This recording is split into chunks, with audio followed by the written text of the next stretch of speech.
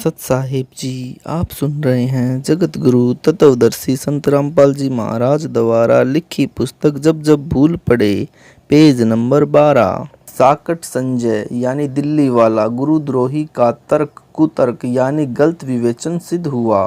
इसको वाणी का अर्थ भी ठीक से नहीं करना आता, अनर्थ करके बताता है। काल का दूत यही करता है। यह स्पष्ट काल का दूत है।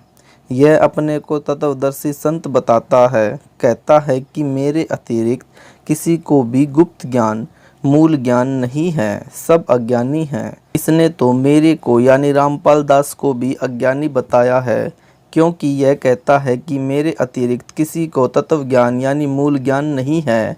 इससे तो यही स्पष्ट कर रहा है कि मैं यानी संजय गुरुद्रोही ही तत्वदर्शी हूँ। यदि वह मेरे रामपाल दास द्वारा बताए यथार्थ अध्यात्म ज्ञान यानी तत्व ज्ञान से भिन्न ज्ञान रखता है तो उसकी पुस्तक बनाए या कोई वीडियो बनाकर इंटरनेट पर डाले, तब मेरी संगत का छोटा सा बालक भी उसके अज्ञान का पर्दाफाश कर देगा। यह संजय दिल्ली गुरुद्रोही प्रथम नाम मंत्र वही जाप करने को देता है या मेरी आवाज़ से प्रथम मंत्र दीक्षा दिलाता है जो दास यानी रामपाल दास ने इसको दीक्षा में दिए थे, तथा जो भी सतनाम यानी 2 अक्षर का इसको दिया है, इसको न सार नाम दिया है न सार शब्द प्राप्त करवाया है। अब यह गुरुद्रोही इन दोनों नामों यानी प्रथम मंत्र तथा सतनाम से भी खाली हो गया है।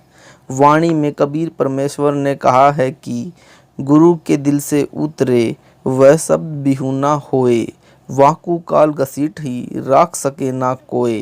अर्थात जो शिष्य पूर्ण गुरु यानी सतगुरु के दिल से उतर जाता है यानी गुरु जी द्वारा गुरुद्रोही घोषित कर दिया, उसका नाम कनेक्शन कट जाता है, वह शब्द नाम रहित यानी खाली हो जाता है, उसको काल घसीट ले जाता है, उसे कोई नहीं बचा सकता।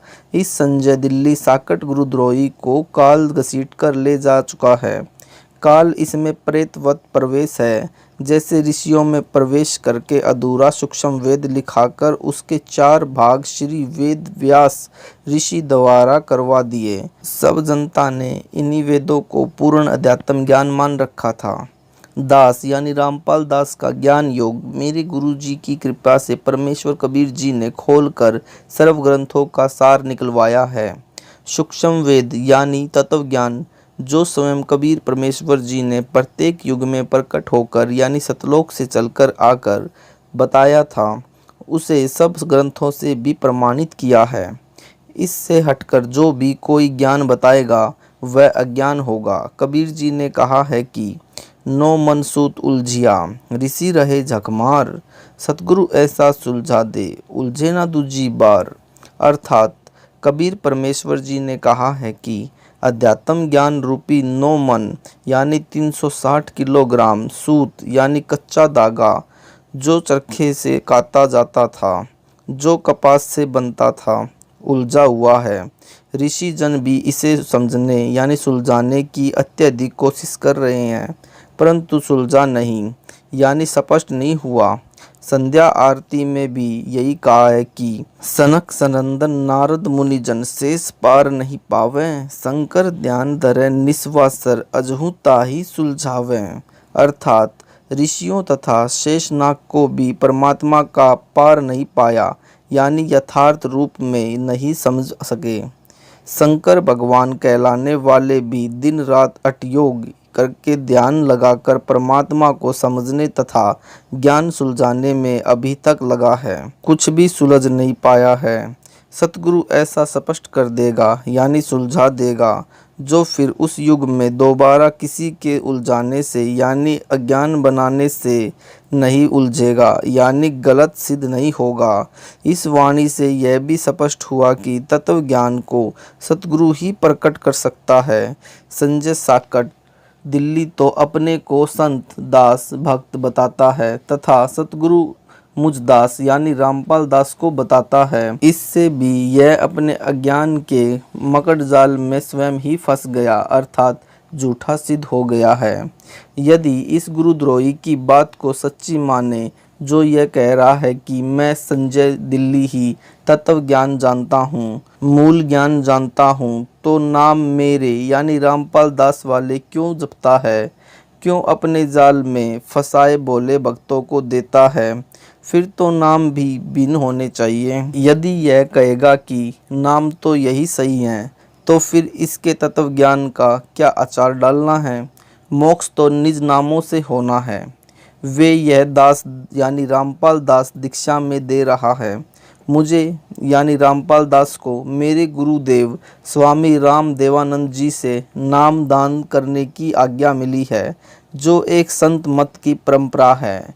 इसको गुरुद्रोही घोषित मेरे द्वारा यानी रामपाल दास द्वारा कर रखा है। इससे यह नाम लेने से कोई लाभ नहीं होगा यानी मोक्ष नहीं हो सकता। विशेष दास यानी रामपाल दास ने अपने पूज्य गुरुदेव जी के सानिध्य में अध्यात्म ज्ञान को बारीकी से समझ लिया था। गुरु मर्यादा में रहना मोक्ष का मूल मंत्र है, जिसका दास ने परमात्मा से डरकर पालन किया।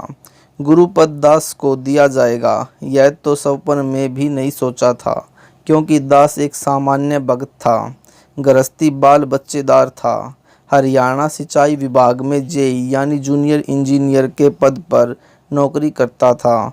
दास यानी रामपाल दास ने अपने छोटे भाई महेंद्र दास को यह ज्ञान बताया। एकदम नया तथा पहले वाले से बिल्कुल विपरीत होने के कारण पहले तो कोई रुचि नहीं दिखाई, परंतु बड़ा भाई होने के कारण ज्ञान सुनने से इनकार नहीं कर सका। मन मारकर सुनता रहा। फिर परमेश्वर कबीर जी की कृपा से, गुरुदेव जी के आशीर्वाद से दास का प्रयत्न सफल हुआ और मान गया। गुरु जी यानी स्वामी राम देवानंद जी से दीक्षा उसे दिलाई। फिर तो उसने अपने अनेकों साथियों को भी ज्ञान समझाया। उनको गुरुदेव जी यानी स्वामी राम देवानंद जी से नाम दिलाया। यह दास यानी रामपाल दास भी अपने संपर्क वालों को ज्ञान समझाकर गुरु जी से दीक्षा दिलाता था। ऐसा शुभ कर्म वर्षों चलता रहा। दास ने 17 फरवरी 1988 को पूज्य गुरुदेव जी से दीक्षा ली थी। सन 1994 तक सबको गुरु जी से दीक्षा दिलाया करता। एक दिन नए भक्तों को नाम दिलाने के लिए गुरु जी के पास गया। भक्त महेंद्र दास भी मेरे साथ थे। समागम चल रहा था। गुरुजी के आसपास बहुत सारे भक्त बैठे थे। गुरुजी उनमें से किसी की फरियाद सुन रहे थे। हम सब भक्तों के पीछे बैठ गए। एक सेवादार के माध्यम से पहले की तरह नए भक्तों को नाम दिलाने का निवेदन किया। भक्त की बात सुनकर गुरुदेव जी ने हमारी ओर कृपा दृष्टि की। हम सब ने दंडवत प्रणाम किया। उसी समय सैकड़ों भक्तों की उपस्थिति में दास को नाम देने का आदेश दिया। कहा कि आज के बाद तू नाम दिया करेगा। मेरे को पसीना छूट गया। विचार किया कि कोई गलती तो नहीं हो गई जिससे गुरुदेव जी नाराज हो गए हों। कानों पर विश्वास नहीं हो रहा था। गुरु जी नाराज नजर नहीं आ रहे, मुस्कुरा रहे थे, इसलिए हिम्मत बनी रही। दीक्षा देने का आशीर्वाद देते समय कहा कि आज के बाद यह तुम्हारा गुरु होगा, यानी उपस्थित भक्तों की ओर संकेत करके कहा। मेरी दशा देखकर समझ गए कि भक्त घबरा गया है। बोले कि अपने को अकेला न समझना, मैं तेरे साथ रहूँगा। परमेश्वर कबीर जी के आदेश से यह आशीर्वाद तेरे को दिया है। तेरे बराबर विश्व में संत नहीं होगा। आशीर्वाद देकर हमें भेज दिया। सुबह माइक से आवाज़ लगी कि रामपाल यानी रोहतक को स्वामी जी याद कर रहे हैं। हम सब तुरंत पहुंच गए। भक्त महेंद्र दास भी साथ था, क्योंकि हम छुड़ानी गांव में ही भक्त महेंद्र दास की ससुराल में रुके हुए थे। उस रात दास को नींद नहीं आई कि इतनी बड़ी जिम्मेदारी को कैसे निभा पाऊंगा। गुरुदेव तो जानी जान थे। उनको पता था कि भक्त की हालत खराब हो गई है। जाते ही फिर कहा कि अपने को अकेला मत समझ, परम शक्ति तेरे साथ है। मैं भी तेरे साथ हूँ। तेरे समान विश्व में संत नहीं होगा। और कहा कि इन सबको नाम दे जो नए भक्त दीक्षार्थ आए थे। अपने सामने दीक्षा दिलाई। स्वामी जी ने सर्व संगत को बोल दिया कि आज के बाद मैं किसी का गुरु नहीं रहूँगा। रामपाल से दीक्षा ले लो। कारण यह था कि मेरे दादा गुरु जी ने उनको सारनाम देने का आदेश नहीं दे रखा था, क्योंकि प्रारंभ से परंपरा चली आई थी।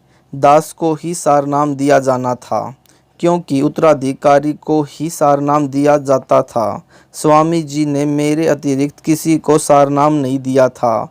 मेरे को आगे सार नाम देने का परमेश्वर कबीर जी का आदेश स्वामी जी को मिलने के बाद ही दिया था। कहा था कि पूरी परीक्षा करके सार नाम अनुयायियों को देना, तेरे को परमात्मा कबीर जी का भी संकेत आएगा, तब तक सार नाम न देना। यह सब निर्देश बाद में दास को अकेले को तलवंडी भाई जिला फिरोजपुर पंजाब में आश्रम में दिया था। जब दास अकेला ही उनसे मिलने पहुंचा था, स्वामी राम देवानंद जी गुरु महाराज जी का वचन फला है, जो आज आपके सामने है। विश्व में ज्ञान छा गया है। जो स्वयंभू गुरु बने हैं, उनको अध्यात्म का क ख का भी ज्ञान नहीं है। कितना भार सिर पर लिए हैं। यह संपूर्ण अध्यात्म ज्ञान का टोटा है, जो नकली गुरुओं का जीवन नष्ट करता है, उसके चेलों चेलियों का भी। तर्क: गुरु के अनुयायियों की जिम्मेदारी गुरु पर होती है, गुरु के सिर पर भार होता है। जब कबीर परमेश्वर जी ने देखा था कि 64 लाख अनुयायी पटरी से उतर गए थे, गुरु की आज्ञा को भी अनदेखा करने लगे थे, वे सारनाम योग्य नहीं थे, तो अपने सिर से भार उतारने के लिए लीला की थी। काशी नगर की प्रसिद्ध गणिका को हाथी पर बैठाकर बोतल में गंगा जल भरकर, यानी लोग उसे शराब मान रहे थे, पीने लगे। शराबी जैसी हरकत करते हुए गणिका के गले में बांध डालकर मुख्य बाजार में घूमने लगे। Page number 15। यह दृश्य देखकर 64 लाख गुरु विमुख हो गए थे, गुरुद्रोही नहीं हुए थे। उन सब का भार परमात्मा ने अपने सिर से उतारा। संत गरीबदास जी ने कहा है कि गरीब बढ़वा बढ़वा सब कहें, कोई न जाने खोज, दास गरीब कबीर करम, बांटत सिर का बोझ। अर्थात काशी के लोग तो निंदा करने लगे, कह रहे थे कि यह तो यानी बढ़वा बेशर्म हो गया, सरेआम बुरे कर्म करने लगा है। सब शिष्यों ने वह साधना त्याग दी, पहले वाली करने लगे, जैसे राबी ने त्यागी थी। कबीर जी भार मुक्त हुए। इसी प्रकार पूज्य गुरुदेव स्वामी जी ने यह कहकर सिर का भार उतार दिया कि आज के बाद मैं किसी का गुरु नहीं रहूँगा। पहले वाले भी रामपाल से नाम ले लो, परंतु दुर्भाग्य है उन पहले वालों का, अधिकतर ने दास से दीक्षा नहीं ली। जो नए थे, हमने नाम गुरु जी से दिलाया था, उन्होंने दास से दीक्षा ली। परमेश्वर कबीर जी ने अपने परम शिष्य गरीबदास जी को काल के साथ आंख मिचौली खेलने की, भविष्य की यह सब रणनीति बता दी थी। संत गरीबदास जी ने अपने एक शिष्य शीतल दास को सार नाम जाप को दिया था। उसे समझा दिया था कि केवल परम शिष्य को सार नाम देना है, वह केवल अपने उत्तराधिकारी को सार नाम देते रहेंगे। अगला निर्देश मेरा यानी कबीर जी का आएगा, उसके बाद संगत को देना प्रारंभ करना है। उसी आदेश के अनुसार यह सारनाम गुप्त रखा था। 1 मार्च सन 1997 को दास को परमेश्वर कबीर जी मिले। सारनाम देने का सही समय बताकर सारनाम देने का आदेश दे गए। दास से पहले मेरी गुरु प्रणाली के संतों को छोड़कर किसी कबीर पंथी या गरीबदास पंथी को सारनाम तो दूर है, सतनाम का भी ज्ञान नहीं था। सार शब्द तो अभी तक रहस्य में रखा है। सार नाम भी लंबी परीक्षा के बाद दिया जाता है। जो काल के दूत होते हैं वे पहचाने जाते हैं।